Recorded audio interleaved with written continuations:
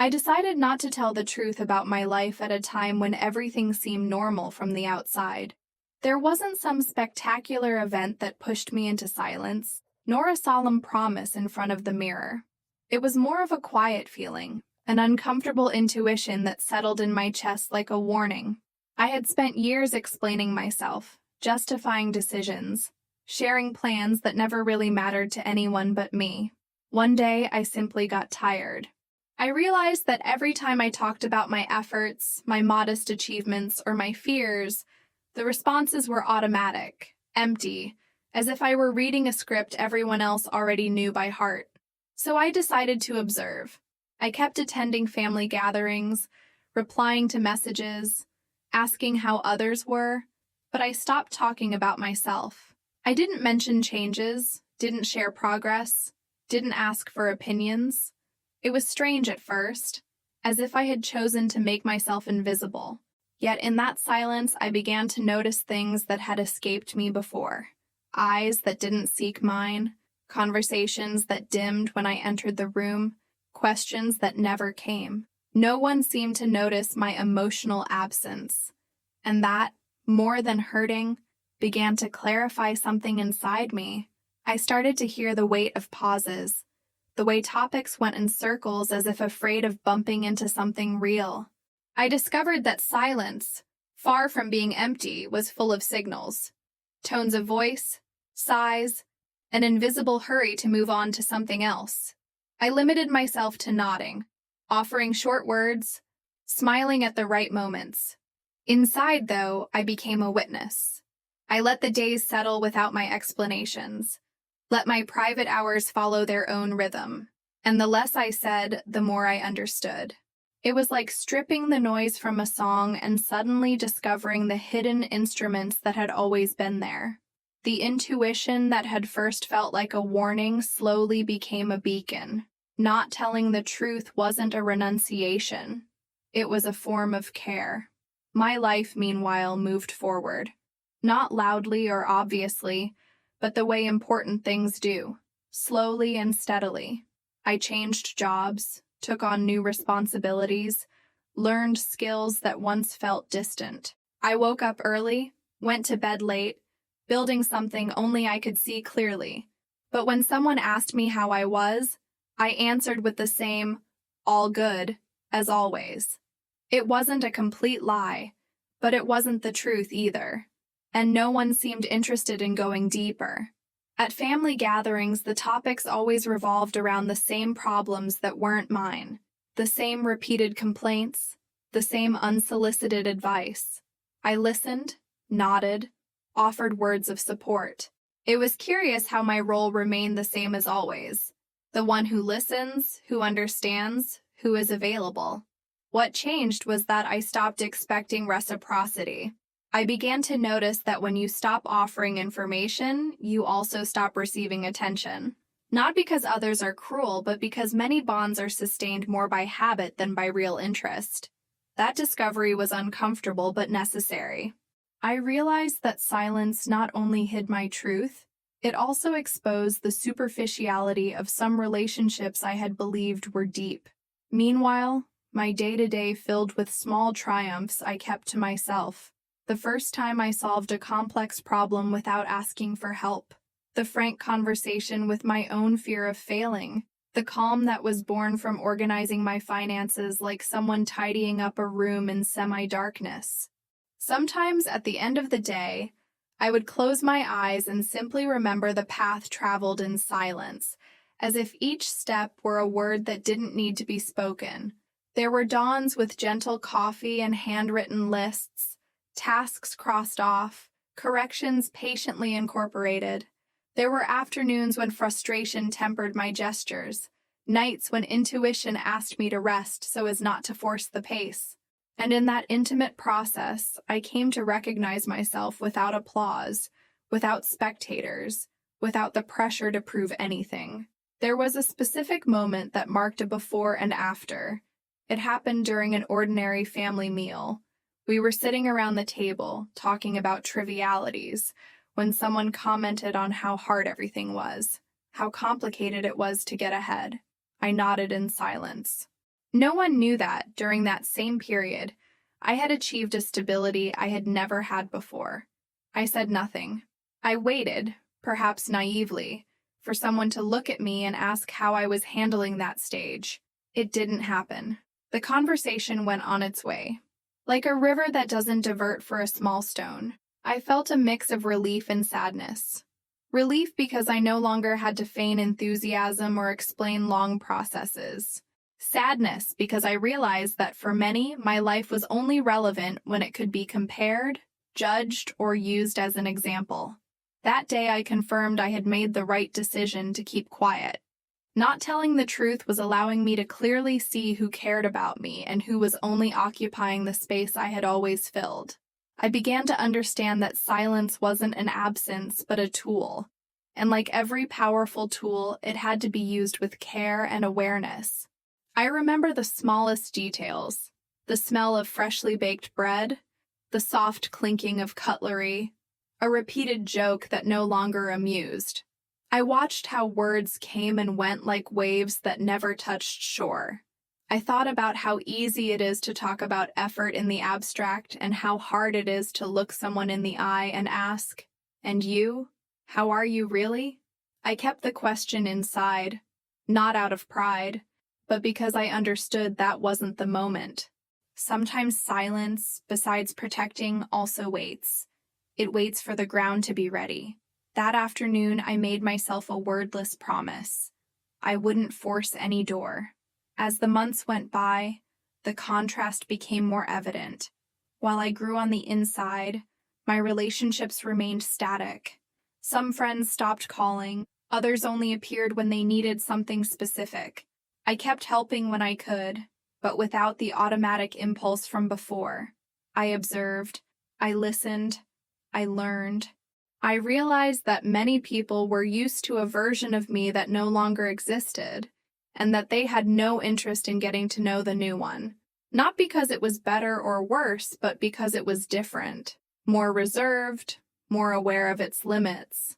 In that process, there were also moments of doubt. I wondered whether I was being unfair, whether my silence was a kind of punishment, but every time I considered opening up, I remembered all the times I had spoken without being heard. So I kept going. I began to enjoy my own company, my routines, my small achievements that no longer needed applause. I discovered a new peace, one that didn't depend on external validation. And in that calm, I understood something fundamental. Not telling the truth wasn't hiding. It was protecting what I was building. I also learned to say no with respect, to defer favors I used to take on by inertia, to care for my time like someone cares for a plant that is just taking root. There were conversations that became shorter and others that simply no longer happened. There was no drama. It was an honest distance, an acceptance that not every bond withstands change. There were afternoons when the nostalgia of the familiar weighed on me, and even so, I chose myself. I understood that sometimes loyalty to one's own process is silent, invisible, but profoundly alive. Not everything was distance. There was an exception, as often happens in important stories. A person who, without knowing anything about my progress or my silences, remained present. They didn't ask invasive questions, didn't offer quick fixes. They simply were. We talked about simple things, everyday life, shared memories. Their interest didn't depend on my situation or my achievements. That constant presence without demands became an anchor. It reminded me that not all bonds operate under the same rules, that there are those who stay not for what you represent, but for who you are. That person never knew the whole truth, but they didn't need to. Their support wasn't conditioned on information or results. In contrast, other bonds faded without conflict, without explanations. And for the first time, I didn't try to hold on to them. I let them go with the same naturalness with which they had been there. I understood that not all absences are losses, and that some farewells happen without words. In that balance between genuine presence and necessary distance, My life began to feel lighter. With that person, I shared slow coffees and aimless walks, comfortable silences, laughter born of tiny anecdotes. It was a companionship that didn't demand, didn't measure, didn't turn closeness into obligation. I realized that sometimes it's enough for someone to truly look, without urgency to understand everything. It was a reminder that what is genuine isn't negotiated or over-explained. It is recognized. As my situation improved, so did my emotional clarity. I no longer felt the need to prove anything. My silence became comfortable, almost natural. When someone spoke of success, money, recognition, I listened without comparing myself. I knew what I had achieved, and that was enough. I began to notice how some people felt uncomfortable with my calm. Perhaps they expected me to continue seeking approval, or to share my progress so they could offer their opinions. But I didn't, and that absence of information generated unexpected reactions. Some assumed I was still stuck, others that I had given up on my dreams. No one came closer to ask. And that, far from bothering me, confirmed something I already sensed. Many prefer to imagine a story rather than take interest in the truth. I let them imagine, not out of pride, but because I no longer needed to correct other people's perceptions. My life advanced with steady steps, though invisible to most. And in that emotional anonymity, I found a strength I had never had. It taught me to choose precisely whom I open the door to, whom I tell about the stretch of the road where there's still dust and stumbles. I discovered that silence can also be hospitable. It invites in only those who arrive with respect. I learned to keep my own pace, to give thanks in a low voice, to celebrate without witnesses. And with each small celebration, a certainty grew. What is true doesn't need noise. Time passed, and with it came opportunities that once seemed unattainable. Important changes, big decisions, new responsibilities. It all happened without witnesses. I looked the same on the outside, but inside I had changed profoundly. I no longer reacted from lack, but from choice. I helped when I wanted to, not when I felt obliged. I said no without guilt. And that quietly transformed my relationships. Some people drifted away when they noticed they could no longer access me as before. Others remained, adapting to this new version. I observed without judging. I had learned that everyone relates from their own limitations. Not everyone knows how to accompany processes they don't understand. And that's okay. The important thing was that I no longer betrayed myself to maintain bonds that didn't nourish me. Silence had done its job. It had shown me, without confrontations or reproaches, who was truly willing to walk by my side, even without knowing where I was going. Along the way, tasks appeared that demanded a calm courage, negotiating without yielding my limits, choosing projects for meaning and not for appearance, staying out of conversations that didn't add to me. Sometimes I surprised myself remembering who I used to be, ready to justify every step. I looked at that person with tenderness. I understood that the one who explained so much was seeking permission, and now I gave myself mine. There were days of uncertainty, of course, but they were no longer abysses. They were curves in the road that I learned to take without breaking my heart. The truth eventually began to surface. Not because I announced it, but because it could no longer be fully hidden. Small signs, visible changes, outside comments. Some began to suspect that something had changed. The questions returned, this time with a different tone, more curious, less automatic. I answered kindly, but without going into detail. I no longer felt the urgency to explain myself. The truth had ceased to be a burden and had become a choice. Sharing it or not depended on me, not on others' expectations. And that freedom was the real achievement. When someone finally dared to ask me directly how I had gotten there, I smiled. Not out of irony, but out of gratitude. I knew that question wouldn't have arrived if I hadn't kept quiet before. Silence had filtered the noise, leaving room only for what was genuine. I was surprised by the lightness with which I could say, step by step, with patience, learning. No grandiloquent phrase, no secret map, just time, humility, and constancy. The person who asked seemed to understand that sometimes the journey isn't told, it's lived. I was glad to notice that some gazes changed in weight. There was less rush to opine and more willingness to listen. That change wasn't massive or immediate, but it was real, and it was enough. When I decided to tell part of my story, I did it without drama. It wasn't an explosive revelation or a settling of scores. It was a calm, honest conversation with no intention of impressing. I noticed surprise, incredulity, even a bit of shame on some faces. But I didn't feel satisfaction or revenge, only understanding. I understood that many hadn't been absent out of malice, but out of habit, out of a lack of emotional depth. I accepted their reactions without needing to change them. I no longer expected anything in return. I had learned that clarity doesn't always transform others, but it always transforms the one who attains it. Telling the truth, after so much silence, was a natural closure. I didn't need everyone to understand. I just needed to be consistent with myself, and I already was.